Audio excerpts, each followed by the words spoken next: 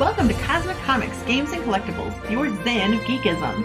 We carry comics old and new, magazines, toys, games like Pokemon, Magic, D&D. Want Godzilla, Ultraman, Star Trek, Ninja Turtles, Funko Pops? You'll find it all here. Shop our Cosmic Sound Room and pick up a record or two. Enjoy our Comic Coffee Lounge with a cup of Sasquatch coffee or a delicious menu item while geeking out over a super cool movie on our big screen. Come by and say hello to Maui. Cosmic Comic, Games and Collectibles. Superman loves us, and so will you.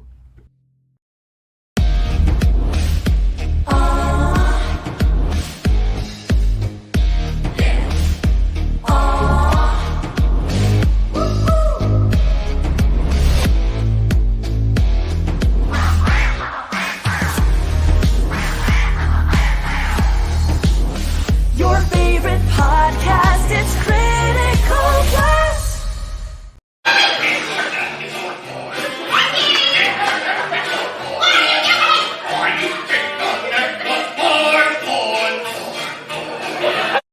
I'm like, what comic books are you reading? All different kinds of comic books, Kelly, and some of them are probably you're not old enough for. Possibly the one we're going to talk about tonight. We are going to jump over to Kickstarter for this special crowdfunder and talk about this is an upgraded version of one that was out last year as we move towards the second issue of the series, and we are talking about ASSTRO. This is the extra cheesy edition.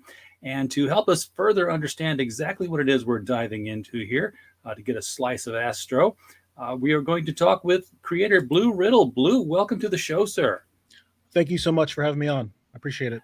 Glad to do it. So why did you decide to re-release the book? I mean, what was, the book was done. Was there something that said, you know what, I want to do this in a little bit different way. I want to provide more information in it. Was the first one just not complete enough? I mean, what drives releasing something like this? Because a lot of people do it. Okay, so a couple things for this specifically. So yeah, ASSTRO was released a year ago. It got funded, and it was that issue was 24 pages. So that's the complete story. What I decided to do is ASSTRO 2 started getting in development to kind of to raise enough funds to get a if when this campaign gets funded, any extra funds will be used to like front load ASSTRO development. So ASSTRO 2 development. So that's like kind of any idea because I need to pay for get pages paid for ahead of time to get campaign rolling for that. But also I wanted to include extra content. Especially I always had the idea of doing basically a double page. If you go to astrocomics.com, you can see the Kickstarter, and it shows the front and the back. So it's almost like a double page spread cover. I don't know what the exact term is, but. And of course, it's like edited. If you scroll down, there's like a double page there. And something also interesting about this is we're limiting it. So I'm only funding for 100 copies. They'll all be numbered. So we're not, after 100 of these copies are made, none of them will be made again with this cover, this front and back cover like this. Okay, and this is, of course, cheese covering her on the cover here. Yes, it's literal cheese. So yeah, and one other like thing, as you mentioned kind of earlier, and this is a mature comic, so it's geared towards adults. Hence there's a lot of little stickers everywhere, and there's no stickers in the actual book. Right. Yeah, I sort of anticipated that, but it's good to clarify that for people who it would kind of suck to back the book and then you get it and there's a sticker there. I'm like, wait, that's and, this a lot of this takes place in space, but it's definitely for adults. So just keep that in mind. Yeah. Okay, so there's a whole subgenre pretty much dedicated to the sexy space girl kind of story. You go all the way back to Barbarella. Rocket Gal was just done recently, like 2 years ago, I think. So there's a market there for it. What drove you to tap into that market with this? What was the genesis of this story? I always wanted to write a space story, and I think there's like still a good market for adult material, like geared towards adults. There's plenty of comics for all ages out there. But one other thing that actually kind of triggered me was, the main one of the main characters in here is Ebon Flow. He's a genius and owner of Space XXL. He's the one who originally recruits Abby Appleby to go to the moon and investigate these strange creature sightings that happen. So he was actually inspired, of course, by Elon Musk. And I can't remember the exact tweet. There was a tweet by Musk, and something just triggered in me. I don't know. It wasn't necessarily a bad tweet, but then I should have looked it up before here, but I wouldn't think I was get that question. But yeah, so that actually kind of inspired me to kind of move forward and get this going. Because he plays a critical this character, Ebon Flow, plays a critical part in things in the plot. So it's I don't want to ruin anything for the people that didn't get it last year. But. Sure.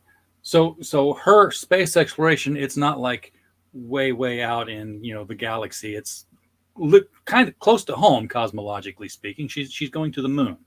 Oh yeah, definitely. And her training is accelerated once these strange creature sightings appear. So there's kind of a lot of mystery behind why she's being pushed forward so quickly through training. But this is something she's always wanted to do, so she doesn't question it. She just goes through the training and then gets to go to the moon and hopefully find these creatures. I can't really go into any more of that because it kind of just gets right in there if she gets to the moon or when she gets to the moon. I completely understand having to hide story spoilers, don't I, Alan? Hey, glad to see you in the chat there, sir. We are talking about Bleu Riddle, the creator behind ASSTRO, with two S's. Now, okay, so is the title indicative of anything in the story, or is that just a cute double entendre to give people an idea where we're going? Yeah, I just wanted to make sure they understood what this book was about. So, as far as the content level. So yeah, that's a double entendre, correct? Yeah.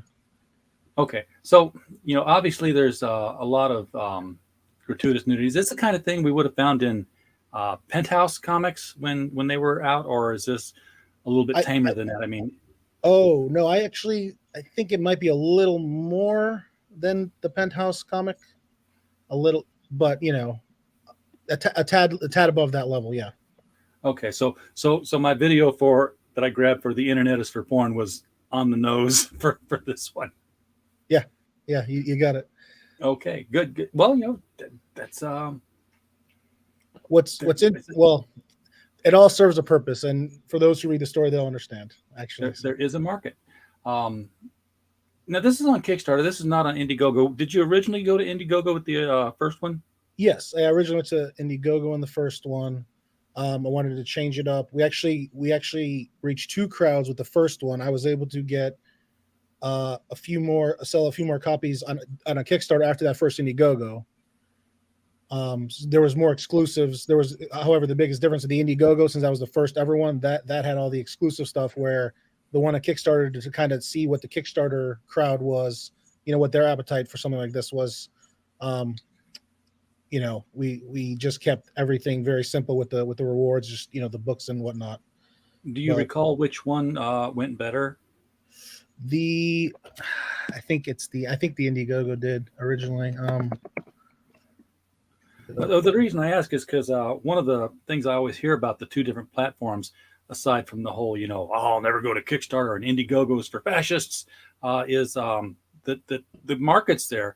Indiegogo is where you go for your 90s superhero action, and Kickstarter is where you go for your bad girls. And seeing ASSTRO on Kickstarter would make me think that that's the natural audience for that book.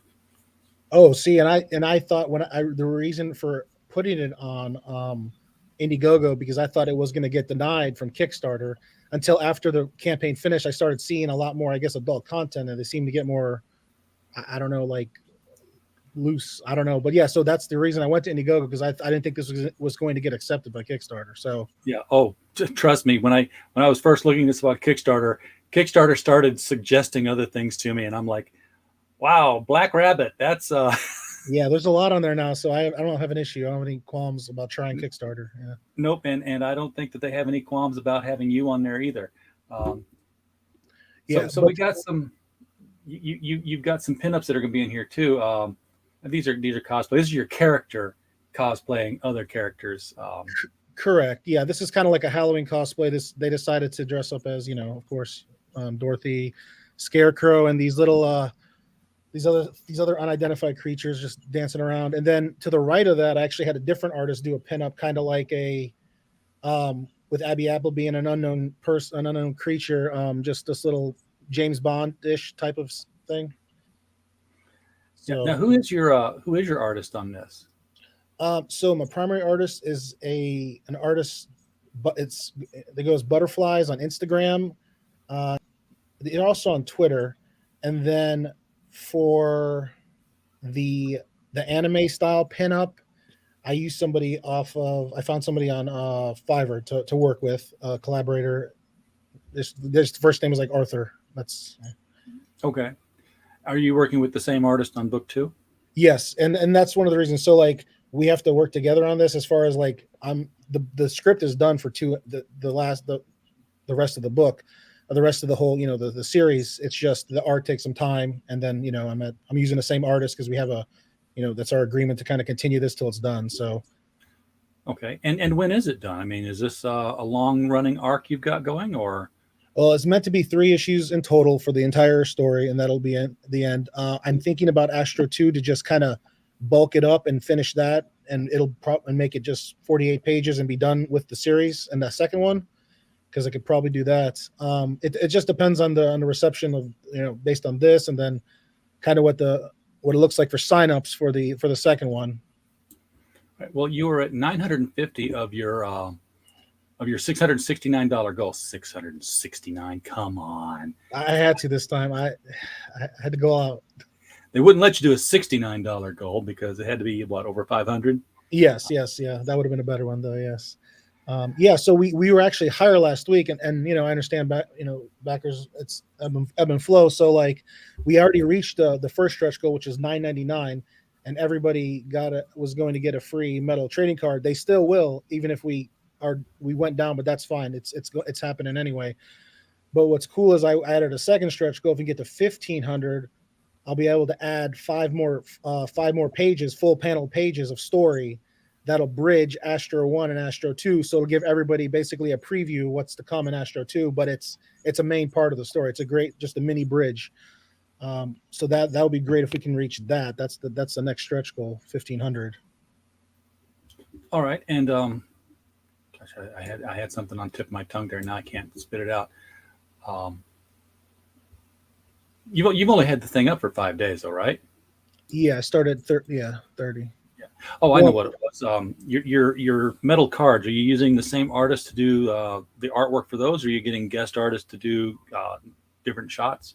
Oh, so right now the metal cards, there's 3 designs. There's going to be 3 designs to choose from. It'll be either the front. It'll just be using the cover. So it'll be either the front or the back. You can choose. Or then there's I'm going to have a third one that I haven't shown yet, but to pick from basically the designs on the metal. So it would just be one of the prints shown in this. It's from the book or one of these that are shown on the page. The third one. Okay. That is a good idea though, to get a guest one. And if we can keep going and going, I could add another one as far as getting a guest artist maybe to. Yeah, because the metal cards that the metal cards I have in my collection from so far, they're usually printed on both sides. So I would have expected that the cover would have been doubled up on front and back, so you'd have just like your book is front side, back side. It's not a bad idea. Yeah, I'll inquire about that. I think I can do it both sides. But yeah, it would have been cool to say, hey, let Preston Acevedo let his wild side out or something. I say him because he does everything. He's in everybody's book. So you have this is the fastest tier listing I've ever gone through. Oh yeah, so this is part of the Make 100. Kickstarter has this thing where they do a Make 100 every January. If you start your campaign and you have 100 of something, whether it's 100 rewards of one level and just to keep this simple, like I said, so this is going to be each of these is going to be numbered from 1 to 100, so it fits their criteria. And I don't know if they give this extra promotion because of the content, but they usually give Make 100s a little extra in their algorithm, I believe. I'm not for sure though. Okay, so now you said that these are going to be actually numbered. So when I get my book, I'm going to open it up on the inside, and it's going to say this is number 5 of 100. They'll be on the cover. They'll most likely be on the cover because they're going to be. And the other decision with this was because the art is so. I don't want to cover anything up. It's basically, I guess they're called virgin covers where there's nothing. All the credits will be on the inside of the flap. Okay. Yeah, so and back to the numbering, whoever the first backer is, once I go through my list, that's who gets the number 1 copy of this of one of 100. So, Are you going to be signing them when you number them, or are that just going to be putting the numbering on there? I know people like getting the artist to sign too, and that's near impossible to do. So I don't know if my name would matter or to them, but that's what do you what is the common consensus there? I've suggested ways for the artist to do this. I understand the logistics. It's my word. Behind, because I'm assuming your artist is overseas. Yes. Okay. One of the things that I've had to do when I've signed books before, the publisher didn't send me the books to sign. They sent me the page that was going to be in the book. And then so if you were to do the covers, you could just get the stack of covers from your printer and ship them to your artist, have him sign the covers, and then ship them back. It's a lot cheaper than sending 100 books. Oh yeah, definitely. Just 100 sheets of paper. And then you take them back to the printer and say, okay, bind the books into these covers, and they just go through the machine already signed. That's a great idea. It's still work, but yeah, but it's less work if you really wanted to get a signature book going like that. Okay, no, yeah, thanks for that suggestion. That's good. I have to look into that. So does this issue? You said it's a 3-issue story, and it might all be crammed into the second issue when you launch. Did this one end on some sort of a cliffhanger, or did you have something to draw the people back for the next book? Oh yes, there's a cliffhanger, but it's also like if you never read the other ones, you'll be satisfied too. So it's a self-contained story, but on the last page, yeah, there's definitely something that you probably want to tune in for. In fact, if we get these extra 5 pages funded, that first extra page you're going to get the immediate what happens after that. So after that second page, there's no break in time. It's like a couple hours later, and then it happens. So is there something special about your character here that caused her to be recruited? I mean, there's a lot of astronauts out there. No, just her drive since she was young, and just space was her dream. And then she's highly intelligent. She went through college fairly quickly, got recruited. But like I said, there's a reason she didn't get chosen. She fits all the qualifications of the astronaut, definitely. But there's another reason that Ebon Flow decided to kind of move her up the line. That's kind of heavily talked about in the book. I say she fits all the qualifications for an astronaut. She just doesn't fit the astronaut outfit. Oh well, this is her training outfit. She wears an actual astronaut suit in the rocket she has to, or she'll freeze, right? Oh well, yeah. I just didn't think that the NASA suits would accommodate. Oh no. They made custom ones. They took Ebon Flow took care of that. So of course he did, because that's what he does. So I'm trying to think of what else I was going to ask about this book now, because, well, first of all, do you have is this your be all end all for crowdfunding comics? I mean, are you looking at doing other titles under your yeah, this was just the beginning. So there's a sign up page up on Indiegogo for this next one is Rubik's. I'm using a different artist, so what's good about that is I don't have to wait on anything with this. So by splitting the art on that, so it's ROOBIXXX.com, and that goes right to the Indiegogo. That actually, so I get a few. I think I have like 20 signups now for that, as far as for information once we launch. But I have about 5 more pages I need to get done, and then I'll be ready to launch that one. And I want to wait till after this one is done and being fulfilled. I don't want to just cram these on top of each other. So I'll give it a little breather. But that's going to be a fun one. The Indiegogo. I found Rubik's with 1X. Yeah. Oh, sorry. Yeah, Rubik's 1X. Yeah, that's it. Okay. I meant the website had to be XXX because there was already a Rubik's.com taken. So. Gotcha. And I'll just drag that over here. People see. Yeah. So this one is going to be like insane and fun. This is going to be a 52-page book right off the bat. The whole thing, not issues or anything. It's just it's going to be a graphic novel size. So, it's about this. Oh, do you mind? Okay to talk about it or? Yeah. Okay. Fill some space here because I was running dry on. That's fine. Yeah, no. So this character, Jules Jax. Okay, she's right now at current state. She's a world champion, speed cube champion. So she's won all these speed cube competitions around the world, and she's recognized all around for her skills. Basically, a Rubik's cube, but we're calling them speed cubes. and speed puzzle cubes. And now she's going to another world championship in UK, and things start to happen. So it's basically covering her journey to become this character named Rubik's. It's got a lot in it. This is the artist is on this is amazing. And then once the trailer's almost done, and then I'll have that up there, and then I'll be promoting a lot more because there's a lot of crazy characters in here. We have space minotaurs. You can see that minotaur right there, kind of little teaser there in the screen. Yeah. He's basically made of galaxies. All those inside of him are galaxies. He's like a mega god, mega titan god. There's a whole cadre of out of this world stuff going on, and this is another mature adult comic. I was guessing that it was here, and I'm actually surprised that Indiegogo let the picture go up because of the little bit of slippage happening there. Yeah, I was almost testing it, see what I could do, how far see how far you can go with it. Yeah, always push those boundaries. I like this one a lot. This kind of reminds me of Pirate Queen, Clint Holinsky's work. Oh, okay. I'm doing there, and he's another. This is what I do, Blue. I spend your money by sending you to other artists and other stretch goals and stuff. I spend other people's money all the time. But between Clint Holinsky and Boob Dan Art, those would be two people that I would say, hey, can I commission a card or a print or something from you for my character? Because they're well-known creators, and that would sort of draw some more interest to your campaigns too. Oh, that's awesome. What was other than Clint Belinsky? What was the other name? Clint Holinsky, and then there is Boob Dan Art on Twitter. He's doing Goblin Girl. Okay. Trust me, you didn't go big enough with your characters when he draws. Okay, got it. Steph, I can't remember his last name now either. Steph, I can't remember his name. He's done a lot of covers for people, and he's got a very unique style too. That's very wasp waist and very water balloon topped characters. Big following. Again, just some names that I would say, hey, people will come to see their art and then get hooked on your book. And you're going to launch this one when?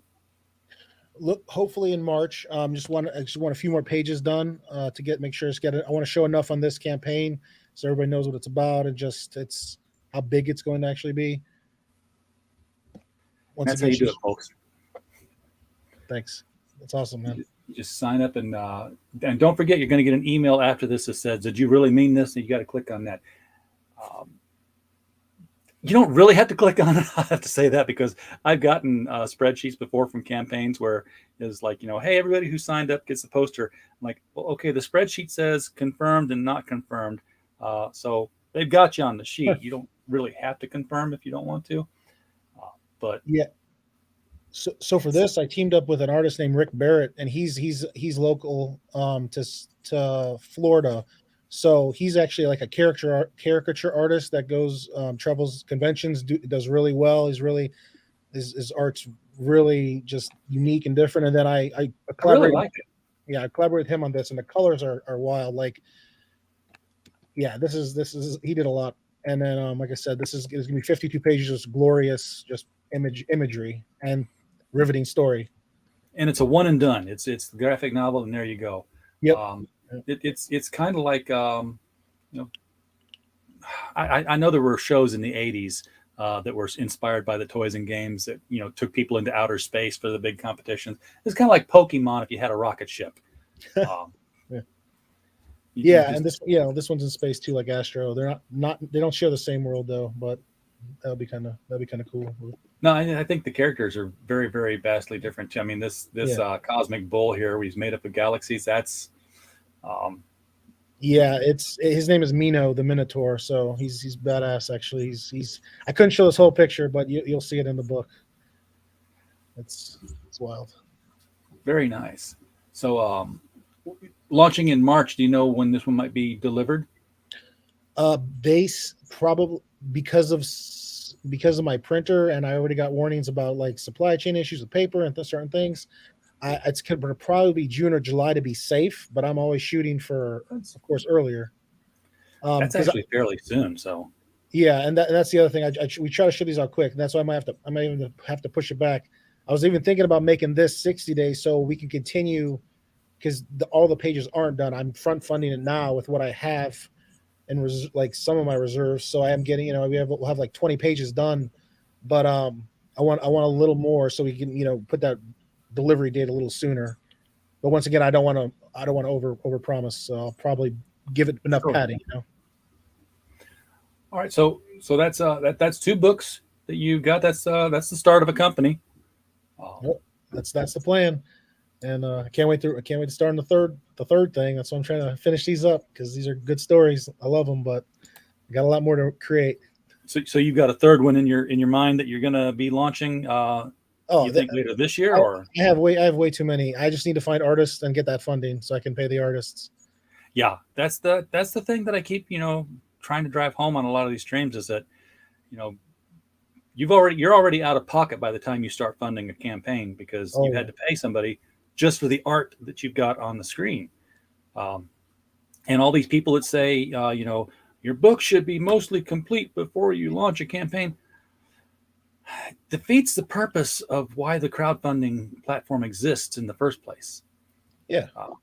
If you're going to make it and then get paid for it afterwards, well, hell, you might as well just put the thing up on Amazon and have it print on demand. Yeah, exactly. This exists because I want to make this, but can't. Will you help me make this? And I don't know. I think a lot of people have turned it into an e-version of their local comic shop. Oh, there's a comic book. I'm buying it. Where's my comic book? What do you mean you haven't made it yet? I paid for it.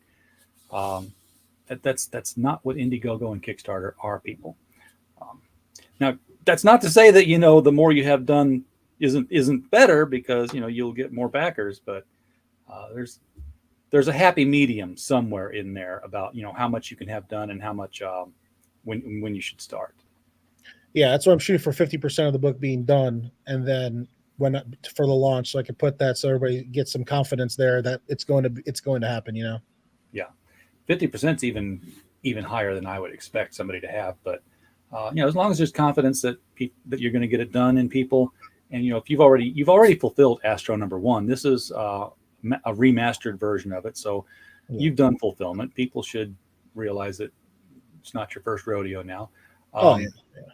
How was that for you when you did the fulfillment? I mean, because you are the whole comic book company now, the writer and the editor, and of course the fulfillment. Yeah, I don't use third parties or anything. So one surprising thing was, not really surprising. One of the reasons one of the key things for ASSTRO 1 was the shipping price. I made the shipping very low for in the United States and outside. So basically it cut into the actual comic, which was fine. That was the point. I wanted, I didn't want the shipping to be a distractor, or, I was trying to make it value. But the biggest surprise to me, or the biggest shock, was when I actually started shipping them out, and I had some to Australia. So I kind of underestimated a lot on my end. So I ended up eating a little more cost, but I did break even, but it was Australia is weird, and I'll tell you, because as a fulfillment service ourselves, and I wasn't trying to sell you on our service when I asked you how the fulfillment went, but we had a client that needed to send one book to Australia. And that's the nightmare in international, is when you're sending one, because the more you can send to a hub and have them break it down, then the cheaper it gets per unit. Well, the one was going to Sydney, and I knew I had just shipped a book to Australia for like $45. The one to Sydney was $85. I was like, what happened in the last 2 months? So I undid the label. I redid the label with the old address that I had just used to Melbourne, $45. Oh. So I was like, and Sydney's closer to the U.S. than Melbourne is. So I worked around with the hub we have in Melbourne. I'm like, look, I'm sending you one book. Just forward it on. I know it's not 2 books or more books. You don't have to break them apart. Just relabel it and pass it on. Because from the U.S. to Melbourne was $60 or $45, and from Melbourne to Sydney was $12 U.S. So it was like $62 if I take a hop, rather than $85 for a straight on through. You just got to be careful, and you can explore your options. Yeah, and now actually Australia has a big lock on it with USPS. So I was trying to ship something over there the other day, and I can't even ship anything for less than like $90. I have to go through all these other loopholes right now.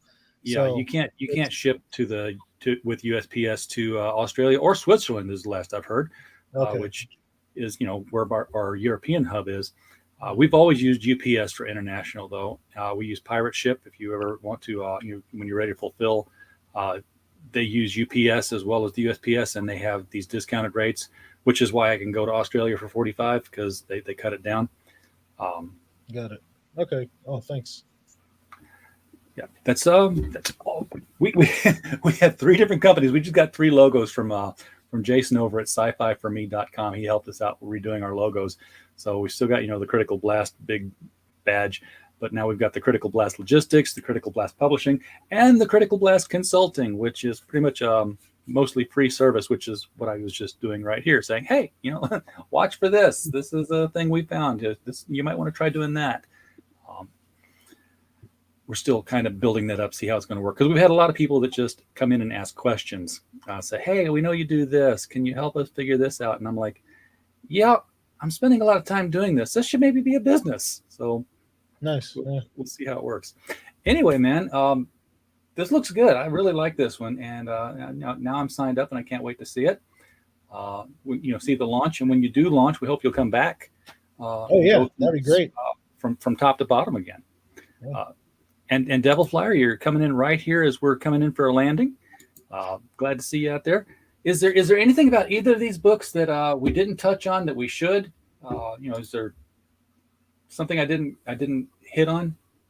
No, we covered everything. There is one thing I did add an add-on of I'm printing 5 metal front and back metal versions of this, 1 through 5. Just same exact cover, just metal. So, but it'll be like a metal variant. That's as an add-on. But if that's just if people would like. I had a couple sales from last campaign for the metal covers because it's a metal front and back. So it's a pretty heavy, solid comic because you're getting 2 metal covers. Okay. Basically. So you're printing 100 covers of this book and 5 covers of the metal one. Correct. Yeah, and the 5 covers are. Because it's metal, so it's a whole different thing. Those are 5 labeled 1 through 5. So 1 of 5, 2 of 5. Yeah. Now, how does that? If it's front and back, are you going to have metal front and metal back as well? Yes, correct. They're both metal front and metal back. Especially for this, it's because it's not just like an ad on the back or anything. It's actual like art. So okay. Yeah. And I guess the way that you do that is you have like a copy of the book, and then the metal plates kind of get glued on to the cover. Yeah, I believe that is somewhat the process at the printer. They explained it to me. Yeah, it's. I think they actually have a. Yeah. Oh, for the inside cover. Yes, correct. That's correct. And they use some kind of adhesive. Yeah, to get it on to stick and everything. Yeah, because I'm waiting for somebody to release just a full metal book. That'd be cool. Just go all the way. You'll have to hinge it. That'll cost a lot, but yeah, that'd be neat to see that. Jeez. All right. Well, Bleu, thank you so much for coming on the show tonight and bringing this both books to us tonight. Both look very interesting. Different crowds for each one, I think. Yes. Artistically, I'm more drawn to the Rubik's than I am to the ASSTRO, but I know a lot of people who were into the ASSTRO because they were telling me to get you on the show. So, yeah. So you got markets for both. Different tastes for different people, and cater to all of them. Well, I appreciate you having me on. Glad to do it. So, folks in the chat, if you want to get in here, we have the link to the ASSTRO is down here below the chat, below the video rather. I put the link to Rubik's sign up in the chat. I will edit the video afterwards and put it below the video as well so that both links are there. We hope you click on those and explore them to your satisfaction. Glad that you were here. We don't have a show without you. And as always, while you were here, we just hope you had a blast. Good night.